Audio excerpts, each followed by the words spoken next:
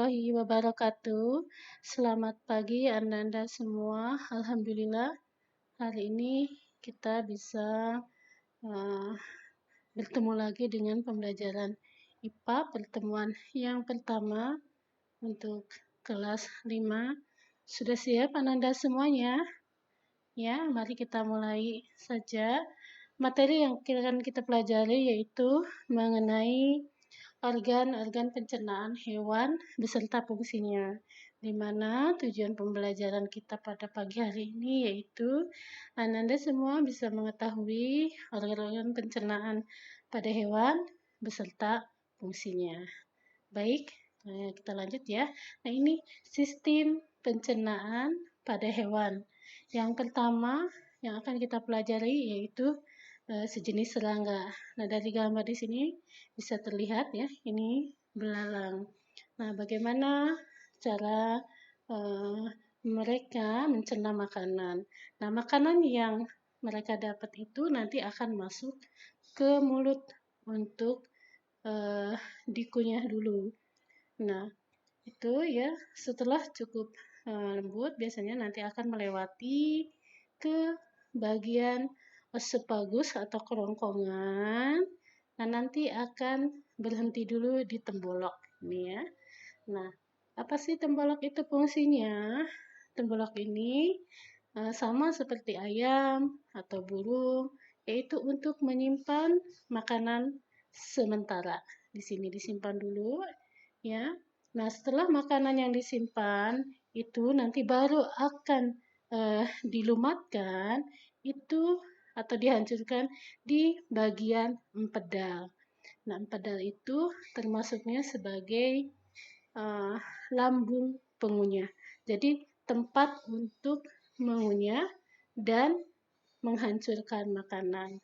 Nah, setelah hancur, baru nanti masuk ke usus. Sini ya.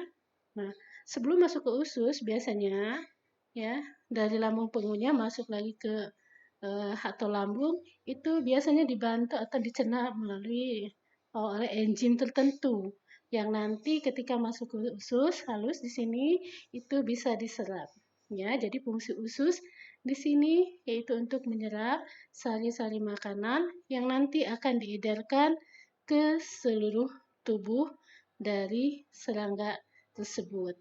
Nah, bagaimana sisanya? Nah, untuk sisa dari makanannya itu akan dibuang melalui alat pembuangan yang disebut dengan anus. Itu ya. Kira-kira bisa memahami ya anak-anakku. Jadi dari makanan, kemudian yang ada kemudian masuk ke mulut, baru ditembolok disimpan dulu. Setelah itu ke empedal, itu ya. Di situ lambung pengunyah dan dihaluskan kemudian dan dibantu oleh enzim tertentu di sini ya.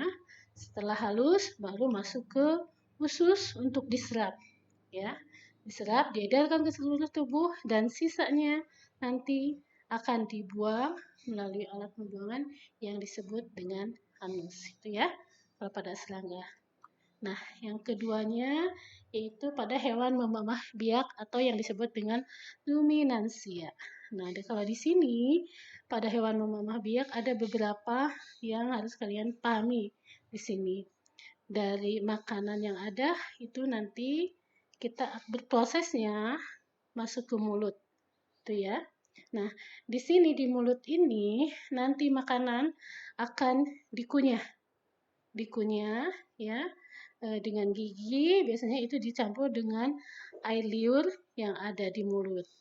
Kemudian nanti makanan itu akan masuk ke lumen atau perut besar melalui esophagus atau yang disebut dengan kerongkongan. Nah, di lumen atau perut besar ini, makanan nanti akan dicerna dengan bantuan bakteri dan untuk sementara disimpan dulu di sini. Di sini ya. Nah, ini lumen sampai panjang sampai sini. Jadi nanti dicerna dulu dari mulut, esophagus ke lumen, makanannya itu nanti ya dicerna dengan bantuan bakteri dan disimpan dulu sementara di sini, di perut besar namanya ini ya, rumen itu perut besar. Nah, Lalu setelah beristirahat sebentar, biasanya makanan itu akan kembali lagi ke mulut ya untuk dikunyah. Itu ya, kembali lagi ke mulut dikunyah. Nah, setelah dikunyah, nanti makanan akan masuk ke perut jala atau retikulum.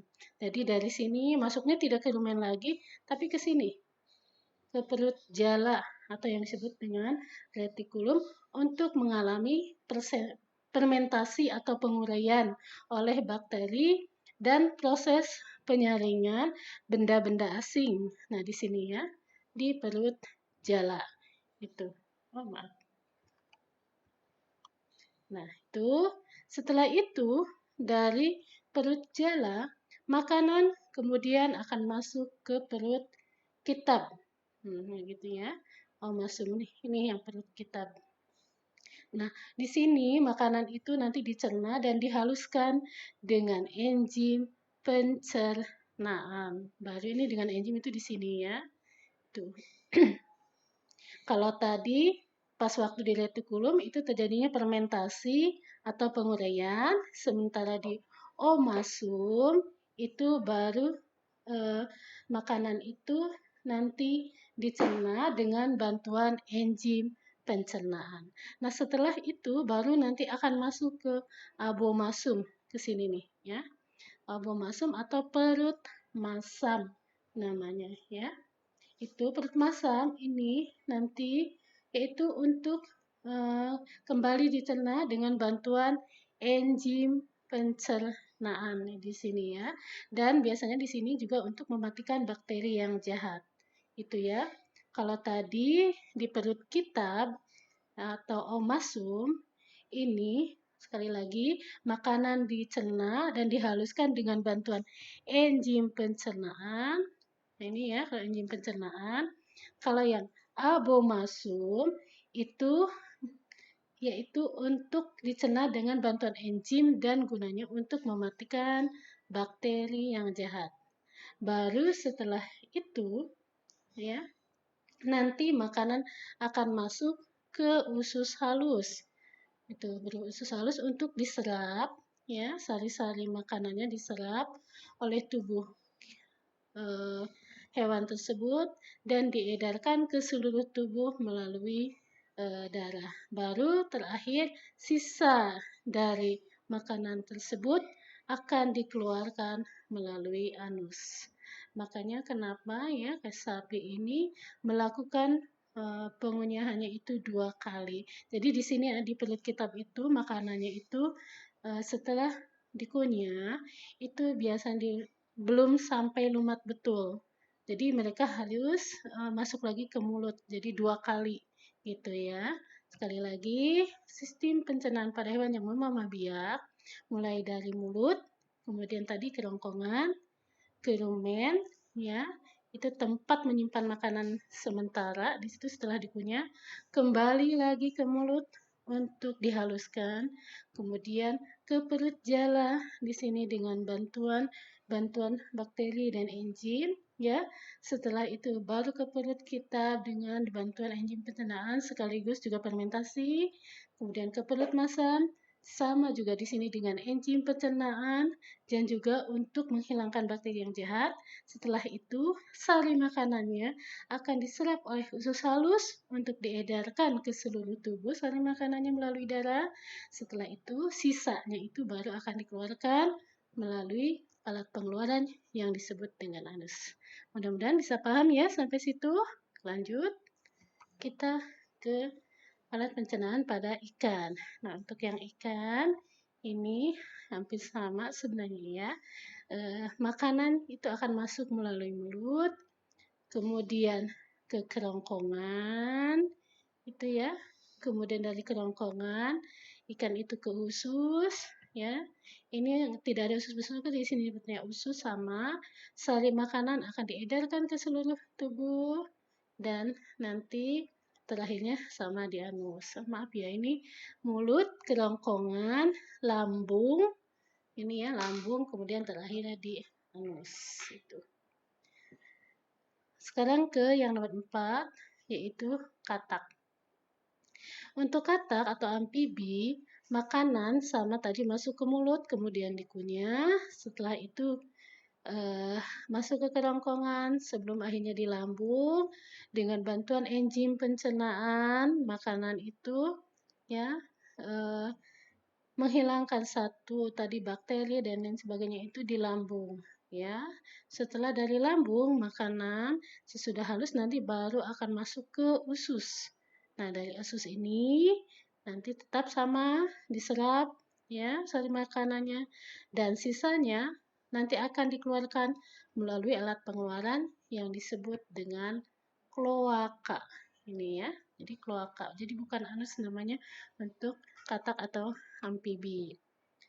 Nah, sekarang yang kelima, sekarang reptil.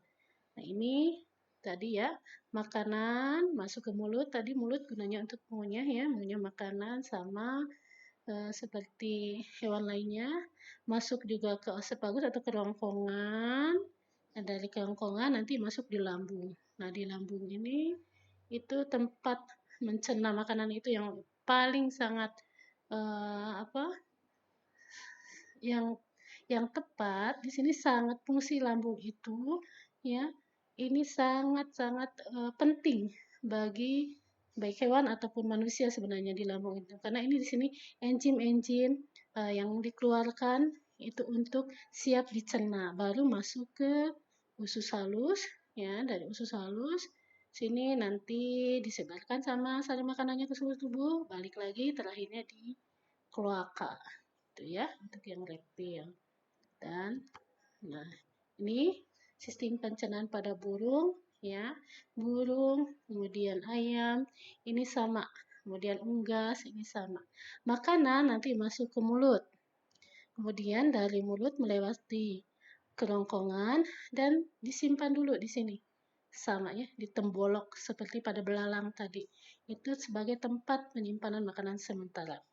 Nah, setelah itu baru nanti masuk ke lambung, di sini difermentasi, dicerna dulu ya oleh enzim pencernaan, nanti baru masuk ke empedal.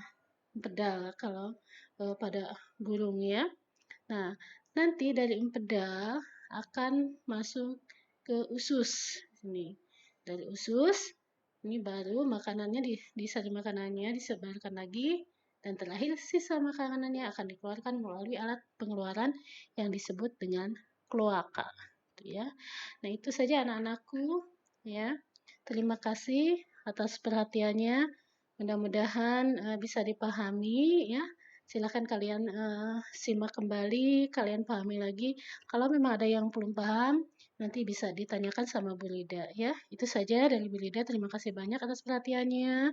Billahi taufiq wal hidayah. Wassalamualaikum warahmatullahi wabarakatuh.